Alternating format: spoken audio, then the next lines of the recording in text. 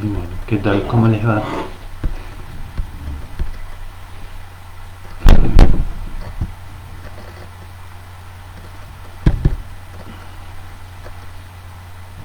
Bueno,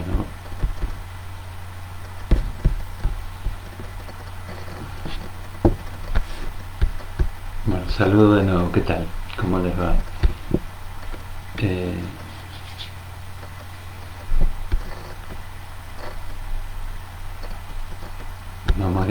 vamos a ir esperando que se conecten y como siempre les pregunto si se escucha bien.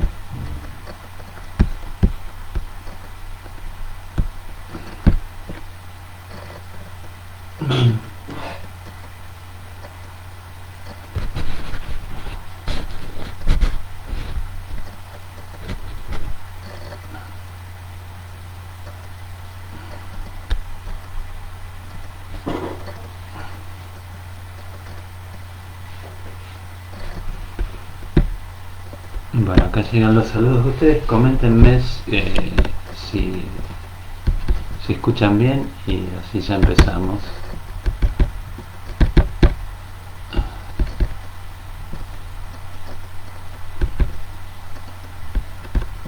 Bueno, eh, bueno, vamos a seguir un poco hoy con el tema de la ética que habíamos empezado y eh, fundamentalmente la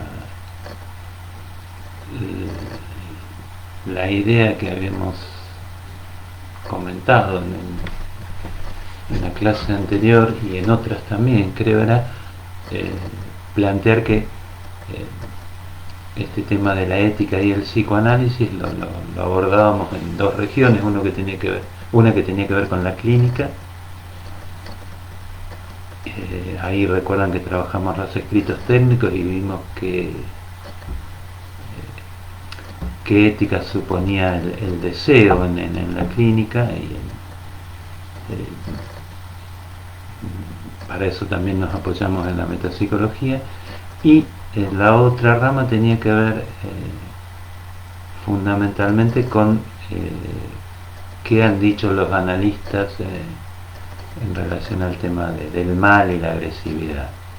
Ahí, para ese tema, eh, hoy vamos a comentar dos textos que estaban en el programa, eh, uno es el texto de Castoriadis, las raíces psíquicas y sociales del odio, y el otro es un texto de Green que se llama ¿Por qué el mal?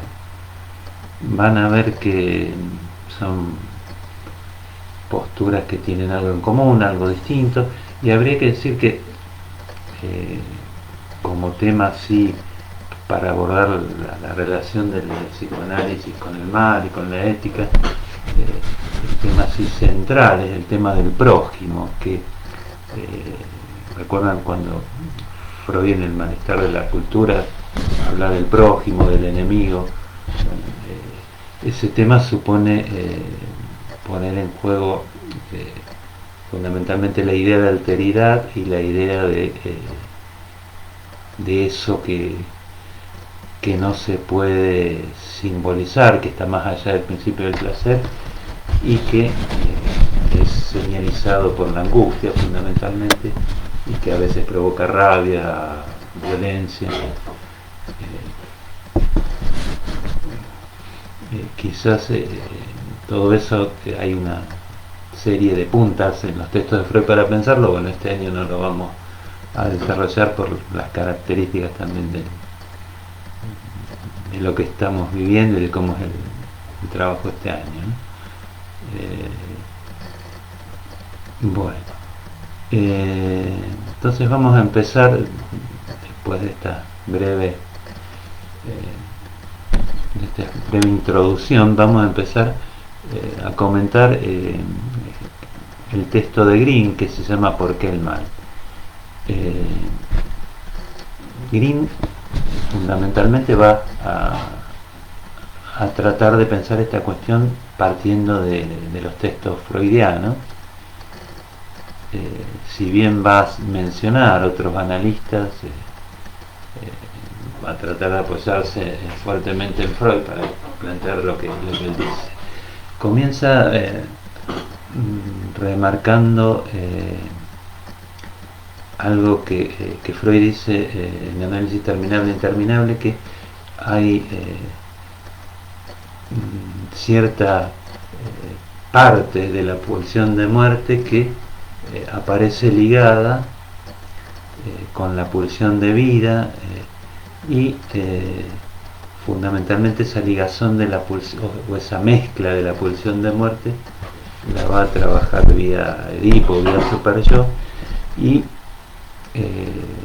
toma algo que dice Freud, que bueno, hay algo de la pulsión de muerte que tiene que ver con la reacción terapéutica negativa, y ahí va a ubicar entonces una pulsión de muerte que tiende a desligarse de lo libidinal, según Green, y ahí va entonces a toparse con una especie de mal, él lo llama así, que no tiene explicación. Creo que ya lo saben, la reacción terapéutica negativa es eso que Freud remarcaba en los tratamientos, que después de la mejoría con los síntomas, los pacientes experimentaban como una especie de empeoramiento general, y parecía que eso hacía fracasar al tratamiento, ¿no? Entonces Green, a partir de esta división que hace entre una pulsión de muerte trabajada o ligada en relación al ego, a la pulsión de vida, y una pulsión de muerte más no ligada o no mezclada con la pulsión de vida, se pregunta por la relación del mal con la enfermedad. Y desde esa perspectiva viene a decir que desde el punto de vista de la enfermedad, bueno, habría un mal comprensible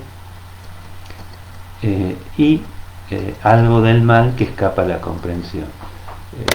Obviamente lo comprensible lo va a hacer pasar por esta cuestión de lo edípico, de la pulsión de muerte ligada con la pulsión de vida, y lo incomprensible va a tener que ver con esto que Freud situaba como reacción terapéutica negativa, con el masoquismo originario, con esto enigmático de la pulsión de muerte, ¿no? Entonces, y se pregunta, bueno, el mal tiene algo que ver con la enfermedad en este sentido y con lo moral, en tanto va a empezar a plantear que en un comienzo, cuando Freud empieza a trabajar con las histéricas, lo que aparece así con el signo del mal sería la sexualidad como algo socialmente cuestionado, y entonces la enfermedad psíquica sería una enfermedad del mal, ¿no? El mal del alma, dice Green. Y en ese sentido lo que va a plantear, que a medida que Freud va construyendo la teoría analítica, va apareciendo otro mal que ya no es la sexualidad, sino que es lo que tiene que ver con la pulsión de muerte, con el masoquismo originario, y entonces él dice, bueno, deja de ser la sexualidad el mal, y el alma empieza a estar enferma de muerte. Eso es en términos generales. Entonces Green va situando, bueno, lo primero que aparece como lo prohibido moralmente sería la sexualidad, y después el mal en la obra freudiana puede ser leído en relación a la destructividad y a la agresividad, ¿no? Entonces a paso siguiente, lo que plantea Green en el texto es que Freud ubica el odio en primer en un primer momento, en esa especie de mito que da de la construcción del aparato, del mundo psíquico, en dos textos, en el texto de las pulsiones, la pulsión y sus destinos, y en otro texto que es la negación, donde creo que lo recuerdan esto, donde Freud plantea que en el comienzo el yo es un yo de placer puro y que expulsa todo lo displacentero. Entonces Freud dice, en un comienzo, a partir de la instauración del principio de realidad, tenemos que lo que está por fuera del aparato empieza a constituirse como el objeto, por fuera de ese aparato que estaría centrado en el placer, ¿no? Y entonces el exterior es lo displacentero y lo odiado. Freud ahí ubica entonces por un lado un yo casi como una especie de narcisismo no contaminado con lo exterior, y por el otro lado entonces el objeto como algo displacentero. Entonces lo que va planteando Green es que bueno, el yo odia a eso displacentero, como que ahí hay una de las primeras así fuentes del odio en Freud. Y si siguen la argumentación de Green, él trata un poco de superponer esto con la argumentación edípica, donde aparecería el objeto incestuoso como ese objeto de una especie de placer completo que hay que perder, y el superyo sería el heredero entonces del complejo de Edipo, como plantea Freud, y el superyo de algún modo introduce, o el Edipo podríamos decir, introduce cierta normatividad que permite manejar ese monto de odio, de agresividad, ¿no? Entonces a partir del Edipo, dice Green, se puede elegir un objeto sustitutivo y se puede sublimar. Sería como que el Edipo introduce cierta normatividad para domeñar las pulsiones, ¿no? Y a continuación de esto, entonces Green plantea, vuelve un poco con esta idea de dos tipos de manifestación de la pulsión de muerte, una ligada y otra no ligada, ¿no? Entonces él plantea que en el comienzo Freud, cuando ubica a la neurosis, recuerdan, como el negativo de la perversión, como que en todo síntoma neurótico había un fantasma perverso que suponía una transgresión. Entonces Green dice, bueno, Freud va pasando de esta idea de la neurosis como negativa de la perversión, para pensar el mal ahí como transgresión, a la idea de la reacción terapéutica negativa. Entonces, si en esta primera época freudiana, donde el mal tenía que ver con la sexualidad, recuerdan el niño como perverso polimorfo, él dice, bueno, que las perversiones suponen cierta determinación por ese pasaje con lo edípico, y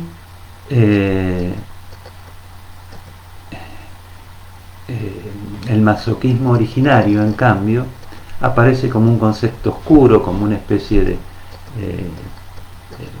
de agresividad difícil de explicar, ¿no? Entonces ahí empieza a hacer una distinción entre lo que sería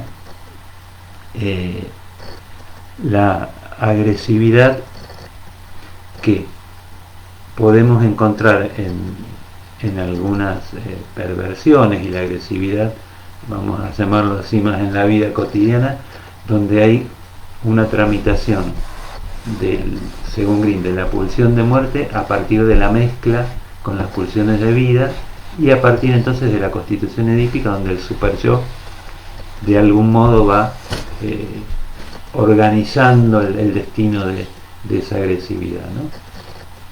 Y habría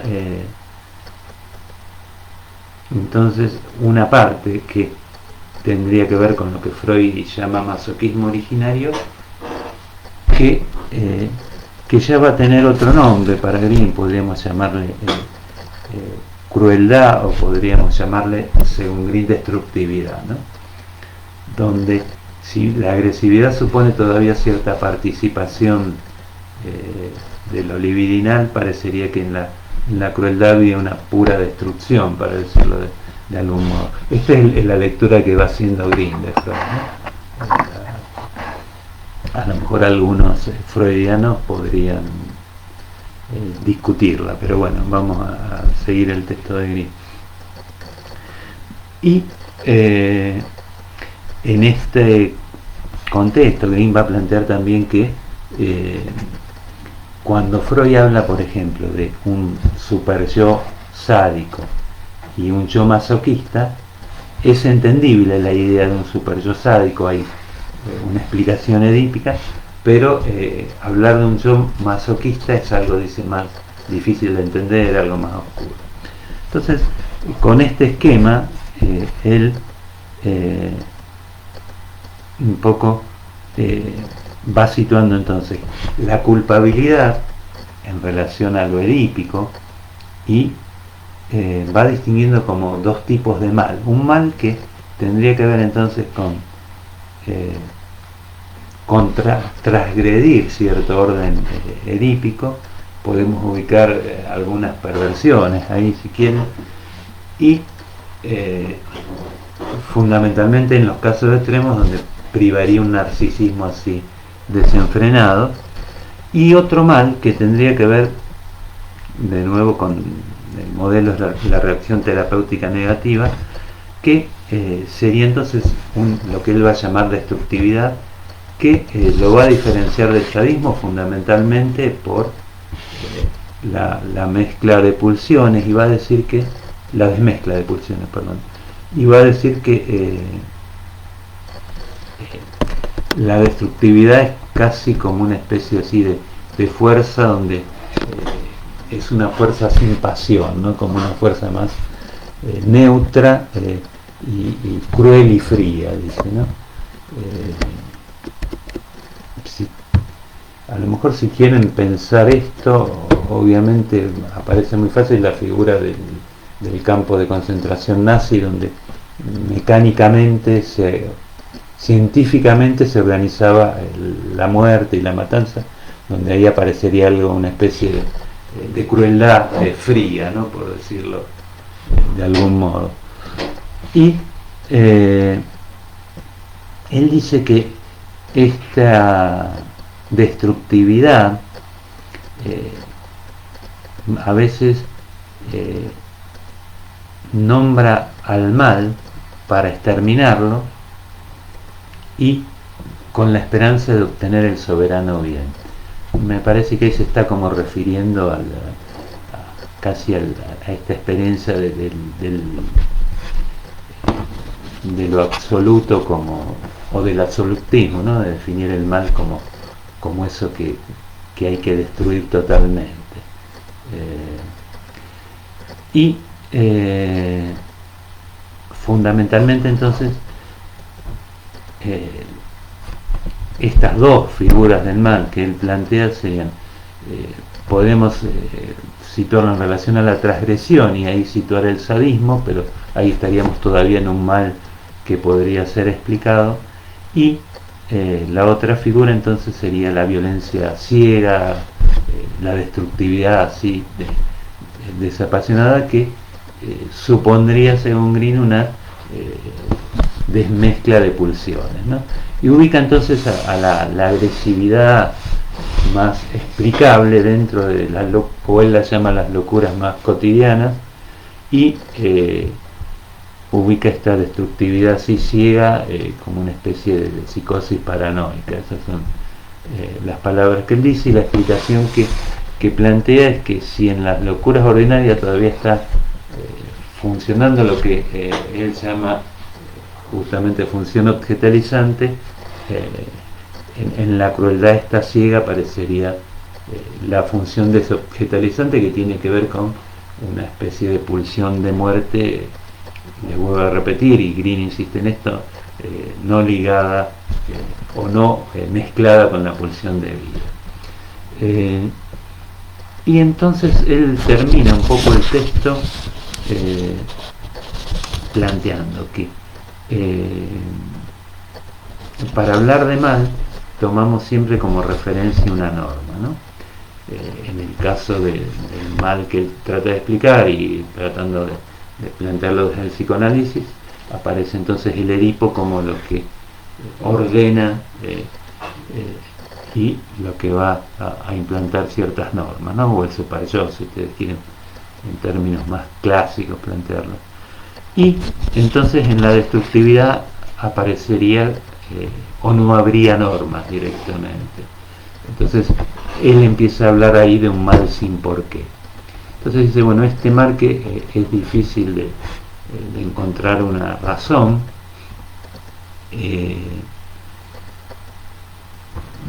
es un mal sin porqué, y dice, bueno, no obstante se puede tratar de ensayar alguna respuesta. Da como dos respuestas. Dice que por un lado, cuando el mal está en el otro, cuando digamos el mal aparece como el otro al que hay que destruir,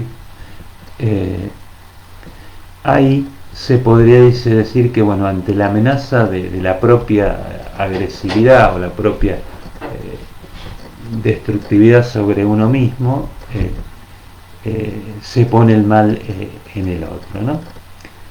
Y la otra explicación que dice es que cuando no hay un orden, cuando se plantea que no hay orden, dice que impera una especie de voluntad destructiva que no reconoce límites, y esto no lo dice Green, pero podemos decir que no reconoce al otro, ¿no? Entonces él termina el texto diciendo, bueno, la explicación que da Freud de la desmezcla de pulsiones es la más válida que podemos encontrar hasta ahora, ¿no?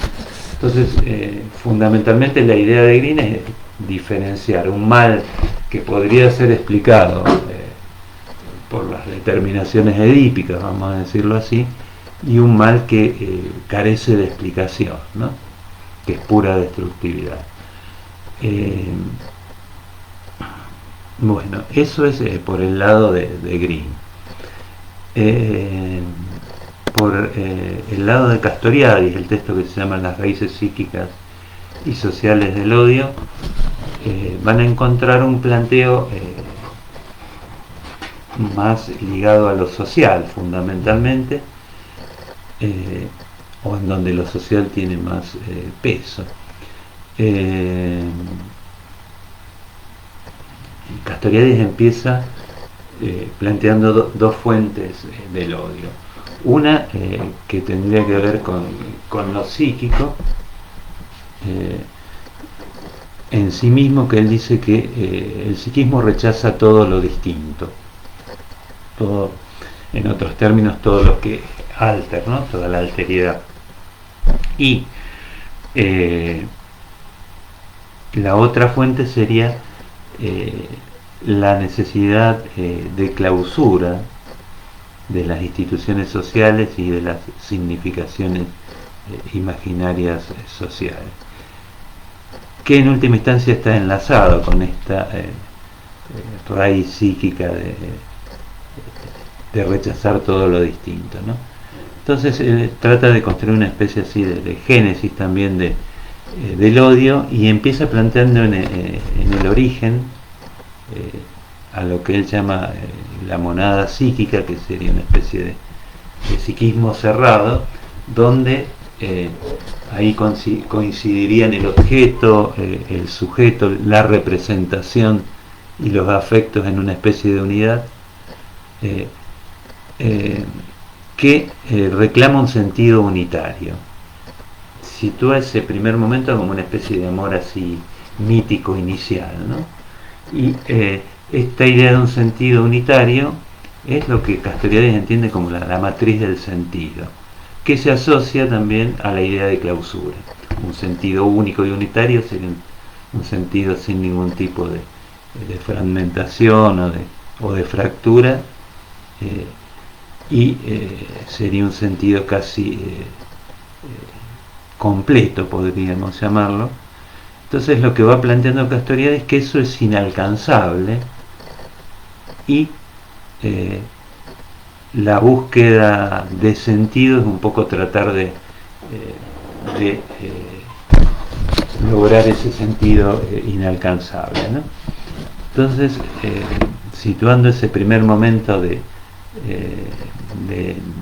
del amor inicial, él dice, bueno, que esa investidura que hay en el origen se puede dividir en tres partes. Una que tendría que ver con investir el núcleo psíquico, otra que se relaciona con el investimento del objeto. En Castoriadis sitúa el pecho materno ahí como el primer objeto, y otra parte de esa primera investidura que él llama como amor inicial se transforma en odio hacia el exterior. Ese odio hacia el exterior vamos a ver qué destino tiene para Castoriadis. Entonces él comenta que ante la fractura de la clausura, ante el no encontrar ese sentido completo, se produce angustia y agresividad, ¿no? En el desarrollo de lo que él llama en el origen la monada psíquica, el desarrollo para él es el proceso de socialización. Ahí se va a constituir el yo como individuo social, ¿no? Entonces ahí va a situar una primera tensión entre la monada psíquica y el yo como algo distinto, este individuo social del yo. Entonces va a decir que, bueno, el odio se va a dirigir hacia el otro y hacia sí mismo, o como que ahí están los dos vectores del odio, ¿no? Ese odio a sí mismo tendría que ver, les vuelvo a repetir, con la tensión entre el yo como individuo social y esa monada psíquica que reclama un sentido cerrado, ¿no? Y cuando Castoriadis se pregunta por la raíz social del odio, va a plantear, bueno, que el psiquismo tiene que aceptar una realidad fundamentalmente social, y entonces va a plantear que en ese proceso de socialización lo que la sociedad aporta es un sentido a través de las significaciones imaginarias.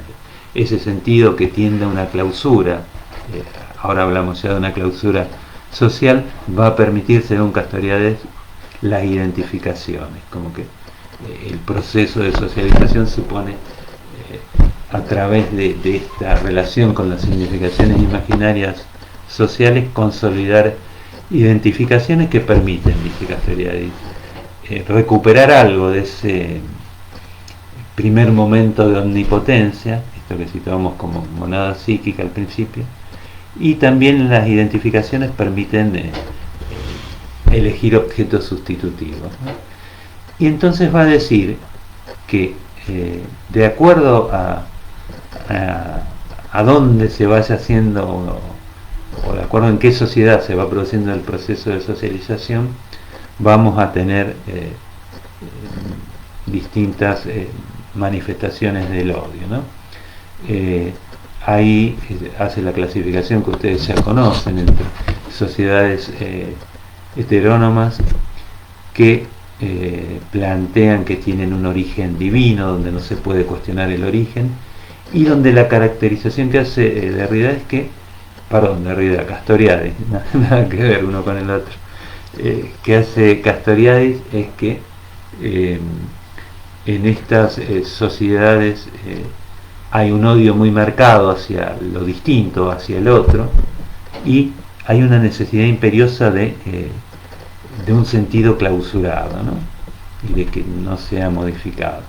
Y en las sociedades autónomas, son esas sociedades donde se podría,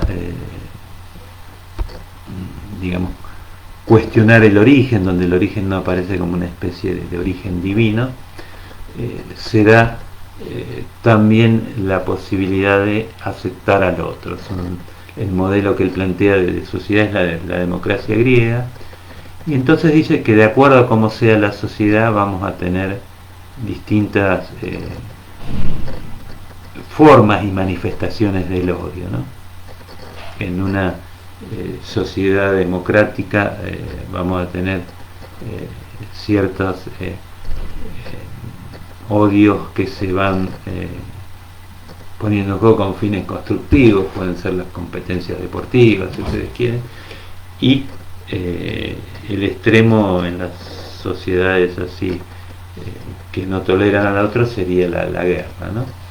Y Castoriadis un poco entonces lo que plantea como proyecto político una especie de sociedad donde impere la libertad, ¿no?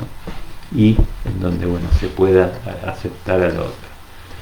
Esto en términos muy amplios para que tengan como así unas visiones que algunos autores relacionados con el psicoanálisis y algunos psicoanalistas han planteado en relación al tema del odio, ¿no?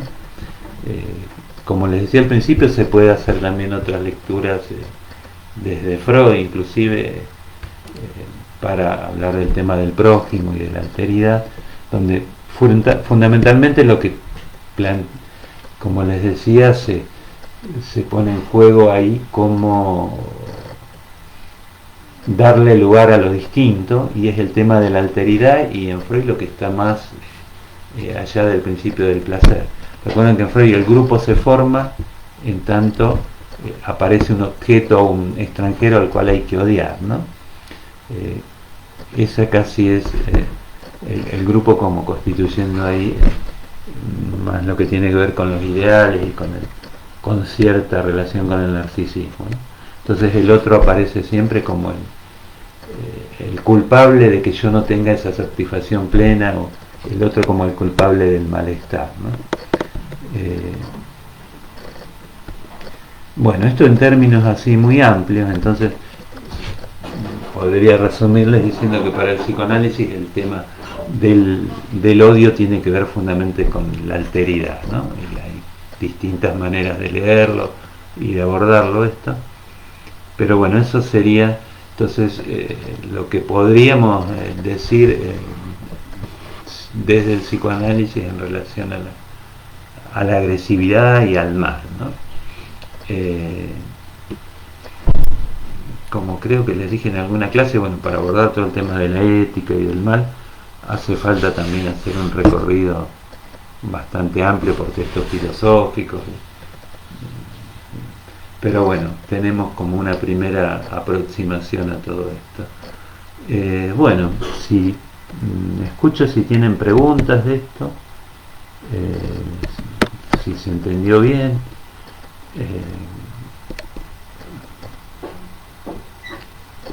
Pueden ir planteando algún comentario.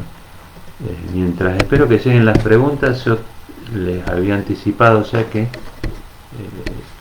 las clases que vienen vamos a dedicarlas a consultas para los trabajos escritos, tanto sea la promoción como para regularizar el escrito integrador. Yo les publiqué hace un rato los links. Vamos a usar Meet, que por ahí permite más que ustedes pregunten y que sea un poco más dinámica el ida y vuelta de las preguntas, ¿no? Vamos a trabajar entonces con esas cuentas Meet en los horarios del teórico, y ustedes también en los prácticos van a tener la posibilidad de consultar y le van a entregar los trabajos a los docentes de los prácticos, ¿no?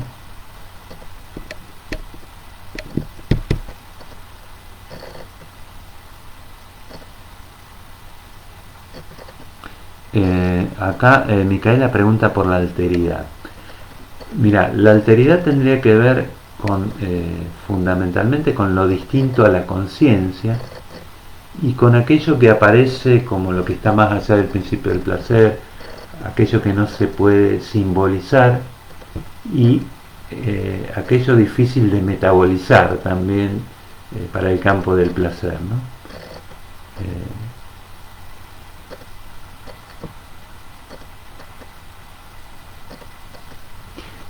¿Qué podrías leer? A ver, pregunta. Mira, fundamentalmente la idea de alteridad es, te vuelvo a repetir, la idea de lo distinto a la conciencia, lo distinto al saber. A lo mejor el concepto de Lacan del gran otro te puede ubicar. No hay mira, hay algunos textos más filosóficos en todo caso, pero déjame que lo piense un poco más. En todo caso, en la semana te mando por escrito a ver si hay algún texto así más general sobre el tema de la alteridad. Psicoanalíticamente lo pensamos como, bueno, aquello que está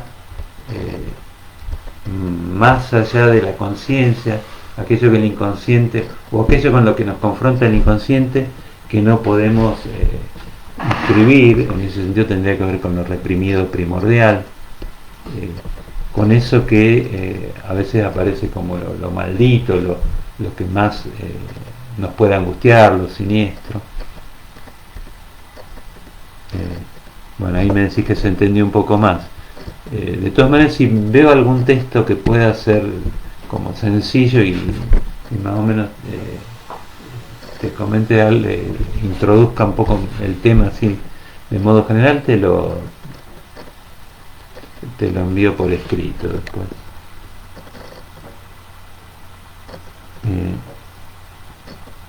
La extensión del trabajo para la promoción, miren, habíamos pensado en 10 páginas. Creo que si ustedes se fijan en el aula virtual donde están las condiciones para la regularidad y la promoción, ahí está, pero sí son 10 páginas.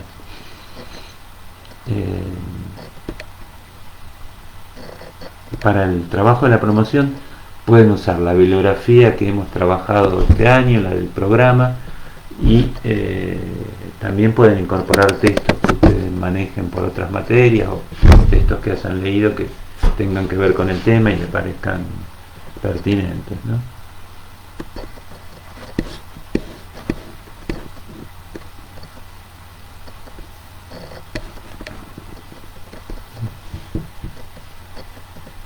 Bueno, acá el Lara dice que se entendieron los temas. Bueno,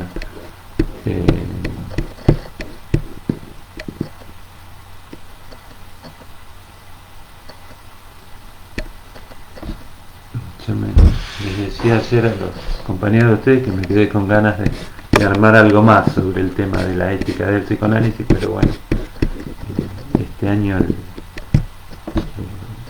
la modalidad así virtual y todo el tema de la pandemia nos complicó en varios aspectos, ¿no?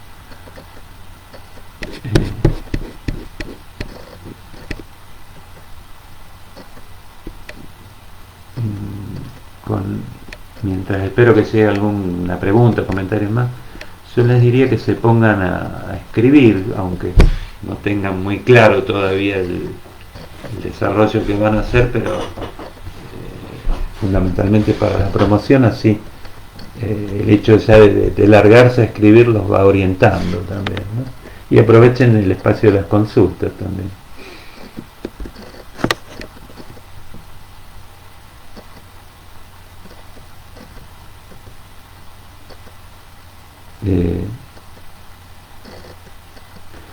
Acá Lara dice, bueno, que no te llena la explicación que da Green. Sí, no es, quizás eh, es como descriptiva, por ahí podríamos decir, ¿no? Inclusive la distinción así tan tajante, no sé si aparece tan planteada en Freud, ¿no?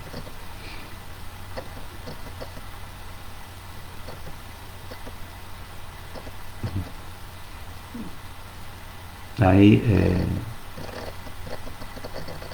quizás podés tomar para el trabajo, si te resulta cómodo escribir sobre esto y bueno, plantear tu opinión o al menos alguna pregunta que le harías al texto de Gris, ¿no? Si tomás algo en relación a este tema.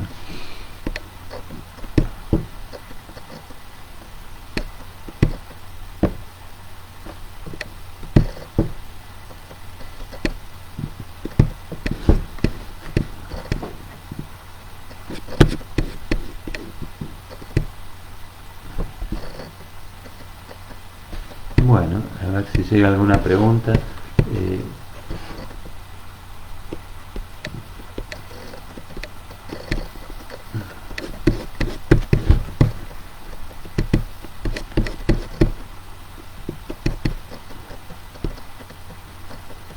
Supongo que todos manejan Meet, si no es fácil. Me imagino que en otras, no sé si en las comisiones de práctica algunas estaban trabajando con Meet y en otras materias también, ¿no?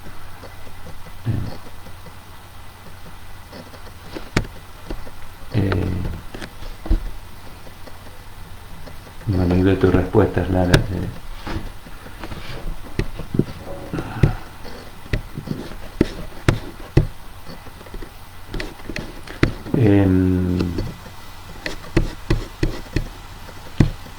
Bueno, a ver si alguien más quiere comentar algo.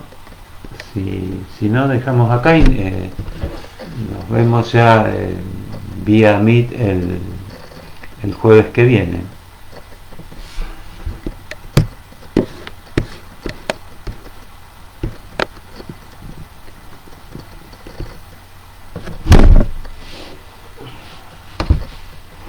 Bueno, veo que no llegan más preguntas. Empiezo a saludarlos. Si llega alguna la respondo. Pero bueno, que tengan buena semana y entonces nos vemos para las consultas el jueves que viene. Bueno, hasta luego. No, nos vemos.